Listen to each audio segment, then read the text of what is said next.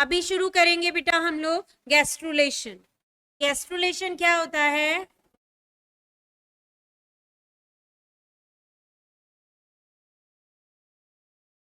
Formation of germ layers. अभी तक हमने क्या देखा था?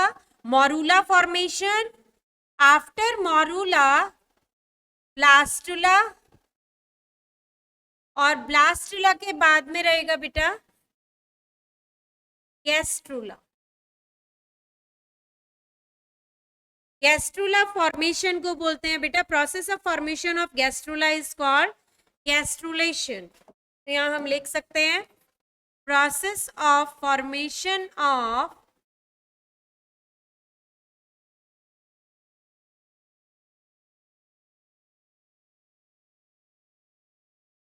gastrula is called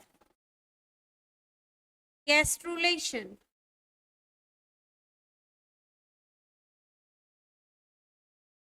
गैस्ट्रुलेशन में एक्चुअली होता क्या है, 3 जर्म लेयर्स बनती हैं। किस तरीके से बनती है? Process of formation of germ layers अभी हम देखेंगे। तो यहां पर क्या बनता है बेटा? Formation of 3 germ layers. 3 germ layers. कौन सी layers? Outer is ectoderm, middle mesoderm, and inner layer is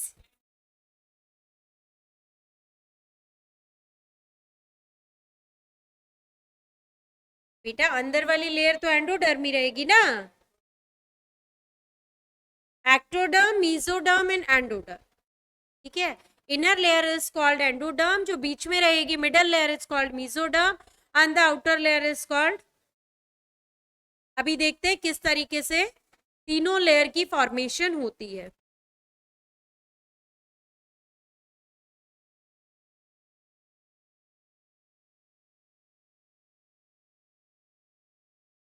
अभी तक हमने देखा जो ब्लास्टुला था बेटा, इस तरीके से इसमें कौन से सेल्स थे आउटर? These were trophoblast. ये ट्रोफोब्लास्ट थे। ट्रोफोब्लास्ट के बाद यहाँ inner mass of the cell था बेटा। इनर सेल मास की बात यहाँ पर हम कर रहे हैं। See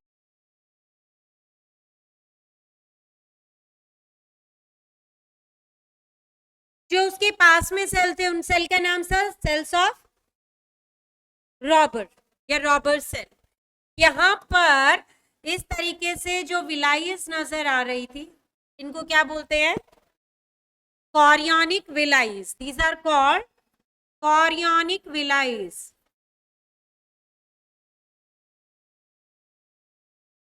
this is inner cell mass and this is trophoblast।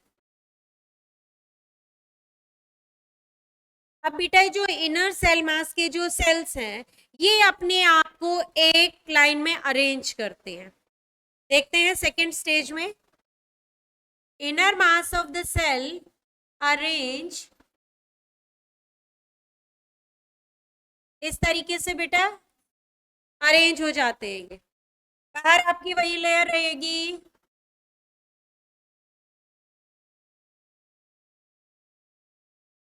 तो this is the stage B, stage A, ठीक है। अब इनर मास ऑफ सेल ने अपने आप को एक लाइन पर, एक एक्सिस पर अरेंज कर लिया। Now these cells divide and form 2 layers. ये सेल्स बेटा डिवाइड करेंगे और 2 लेयर बना लेते हैं। ऊपर वाले कॉलमनर सेल रहेंगे, लंबे वाले सेल, नीचे वाले स्फेरिकल सेल है। ऊपर वाले सेल को बोलते हैं बेटा epiblast. These are epiblast, these are hypoblast.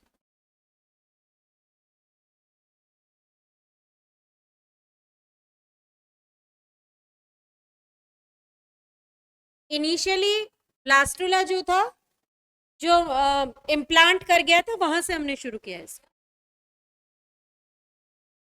1 से 2 सेल किसमें बनते हैं?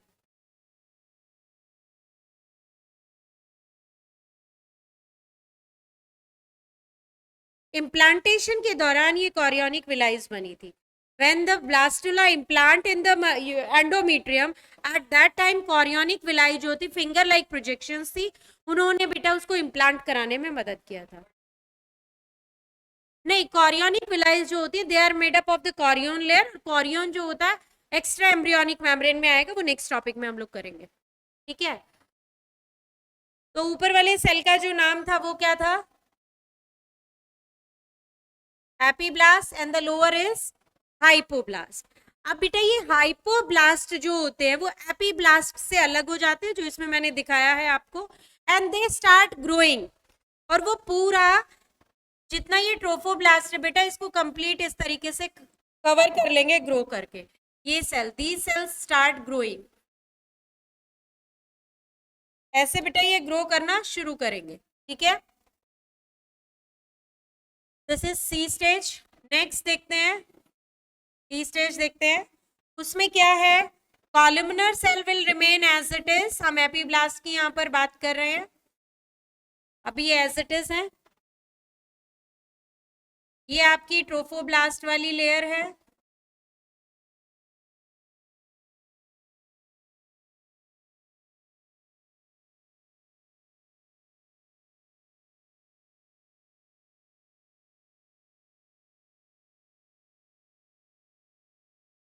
ठीक है। अब जो हाइपोब्लास्ट सेल थे, ये वाले सेल, दे डीलैमिनेट, अलग हो जाते हैं किससे? ऊपर वाले जो एपीब्लास्ट सेल थे उनसे। और बेटा ये ग्रो करके कंप्लीट लेयर बनाते हैं। This complete layer is called endoderm. This layer is called endoderm. So endoderm is the first germ layer जो सबसे पहली बनी है। तो फर्स्ट जर्म लेयर कौन सी हुई जो सबसे पहले बनेगी? दैट इज एंडोडर्म, ठीक है। यहाँ योग सैक रहता है बट वो बहुत ही कम अमाउंट में होता है, क्योंकि ह्यूमन में जो योग होता है बेटा वो एम्ब्रियोनिक स्टेज में स्लाइटली होता है, वो अभी हम देखेंगे एक्स्ट्रा एम्ब्रियोनिक मेम्ब्रेन के अंदर, ठीक है। उसके बाद नेक्स्ट स्टेज पे, ये आपकी ई वाली स्टेज थी,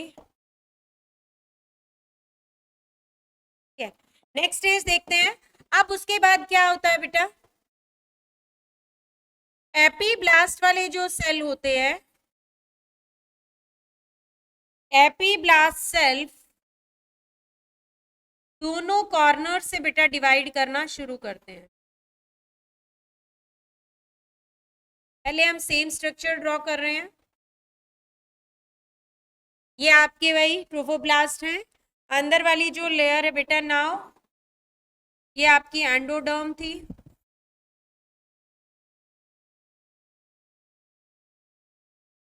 ठीक है। Now the cell of epiblast, ये एपीब्लास्ट है ना बेटा,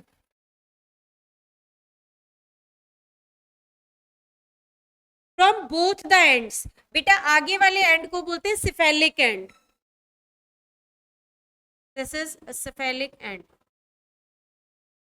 और हाँ जी बेटा कॉर्डल एंड।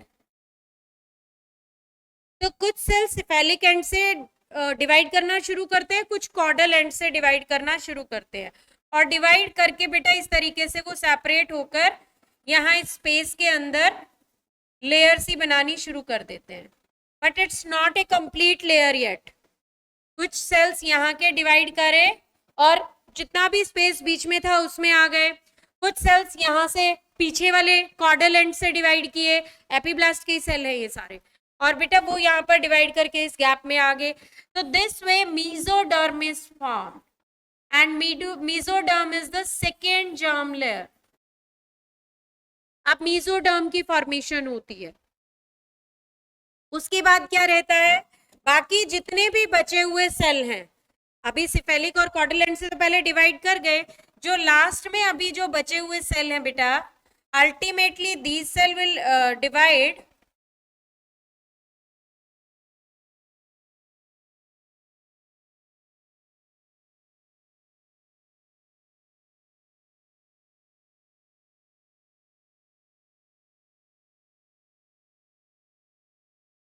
और ये बाकी जितना भी बचा हुआ एरिया है बेटा उसको कवर कर लेंगे।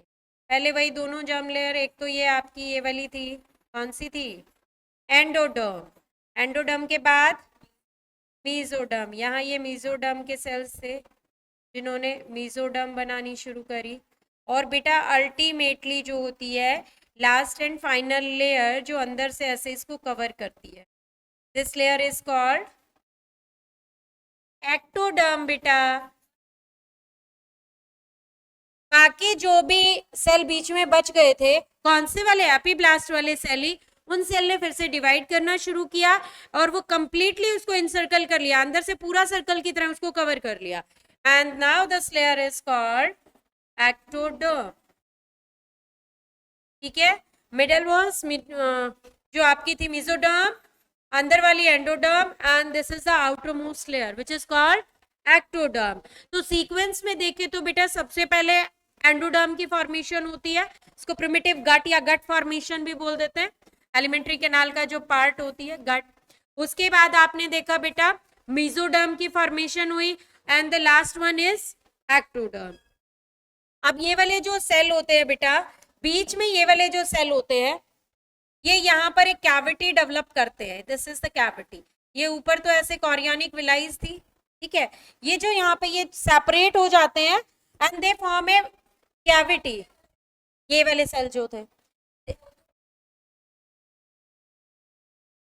यहाँ पर ड्यूरिंग दिस स्टेज अगर ये सेल यहाँ के मैं इरेज कर दूं बेटा और यहाँ पर एक कैविटी फॉर्मेशन में दिखा दूं, यहाँ these are the cells, ठीक है, यहाँ पर बेटा एक ये ब्लैंक कैविटी आप यहाँ से देख सकते हो, लो जी ये बन गई ये वाली कैविटी, ठीक है, एक गैप आ जाता है, हाँ ट्रोफोब्लास्ट वाली लेयर से और इन सेल के बीच में एक गैप आ जाता है बेटा, ट्रोफोब्लास्ट सेपरेट हो जाती है, इनर मास सेल अलग हो जाता है, और जो एक गैप बनता है इस गैप को हम बोलते हैं, ये जो कैविटी आपकी होती है बेटा, इस कैविटी का नाम क्या होता है, एमनियोटिक कैविटी। एमनियोटिक कैविटी जो होती है बेटा, it's filled with a fluid, जिसको हम क्या बोलते हैं, amniotic fluid. This fluid is called amniotic fluid. ठीक है, तो यहां हमने तीनों लेयर बनती हुई देखी, तीनों जर्म लेयर्स, और तीनों जर्म लेयर बनने की प्रोसेस को बेटा हमने क्या कहा था, गैस्ट्रुलेशन। नाउ दीज बेटा ये सेल्स आपस में सेपरेट हो जाते हैं, साइमल्टेनियसली काम चल रहा होता है, ठीक है। अब ये जो सेल्स थे बेटा, ये जो लेयर्स बनी है, every layer is responsible for the formation of various parts of the body, organ of the body, और हर एक लेयर का जो फेट होता है वो डिसाइडेड होता है, भाई कौन लेयर आगे चल के क्या बनाएगी, वो fate of the germ layers अभी हम देखते हैं। Fate of the germ layer एक बार देखते हैं, इसमें क्या होता है, कौन सी लेयर क्या बना रही होती है। एक मिनट बेटा, इसके बाद आप ले लेना। फर्स्ट एक्टोडर्म, एक्टोडर्म को क्या बोलते हैं, आउटर, मीजो बीच वाली लेयर, अब याद रहेगा ना, मीजो मिडल लेयर है, ठीक है, और एंडो ये देखो एंडोडर्म जो होती है, लाइन एम्ब्रियोनिक डाइजेस्टिव ट्रैक्ट, सबसे पहले मैंने गट जो आपको लिखा था, ठीक है, एलिमेंट्री कैनाल का पार्ट बनाती है। Mesoderm partly fill space between the endo and ecto, जो हमने बेटा छोटे छोटे पार्ट्स में हमने दिखाई थी, तो ये कंप्लीट हमने नहीं दिखाई थी, ये देखो ये बीच बीच में जो दिखाई थी, बीच बीच में जो एरिया होता है उसको वो कवर करती है। उसके बाद हमने क्या देखा था, तीनों लेयर बन गई। Now ectoderm is responsible for the formation of all these, epidermis of the skin बनाएगी, इट्स डेरिवेटिव्स इंक्लूड्स स्वेटिंग है, स्वेटिंग ग्लैंड्स है, हेयर फॉलिकल, जो भी आपके होते हैं एपिडर्मिस से रिलेटेड जो भी चीजें वो यही फॉर्म करेगी। उसके अलावा epithelial lining of mouth and rectum, वो भी आपकी एपिडर्मिस ही बनाती है। नेक्स्ट, सेंस रिसेप्टर्स इन एपिडर्मिस, वो भी किसका काम है, एक्टोडर्म का ही काम है।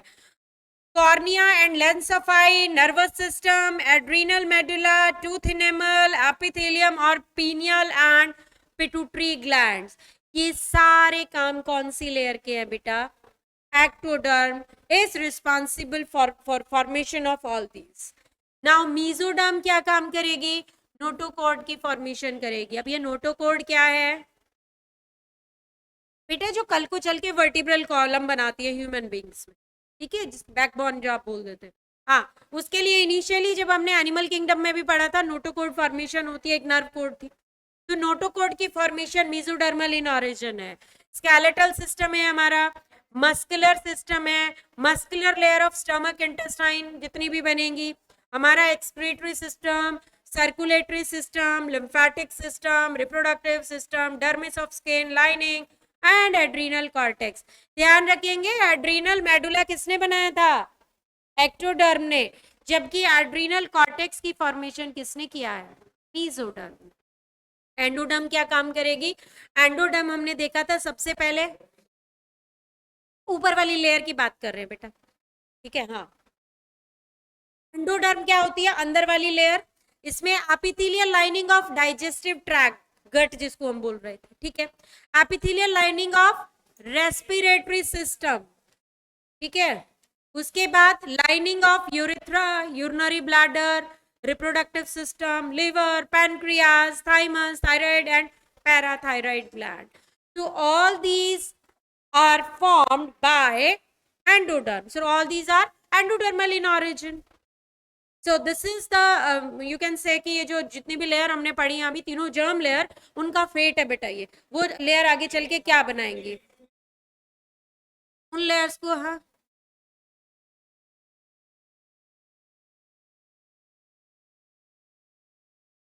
बेटा तीनों लेयर्स प्रेजेंट होती हैं, तीनों लेयर अलग अलग चीज बनाती है। जो हमारा ऑर्गेनोजेनेसिस होता है बॉडी में, जो ऑर्गन फॉर्मेशन होती है, वो तीनों ग्लैंड के थ्रू होती है। अब आपको ये देखना है कौन कौन सी ग्लैंड क्या कौन कौन सी लेयर जो होती है क्या क्या बना रही हो। अब आराम से आप कर सकते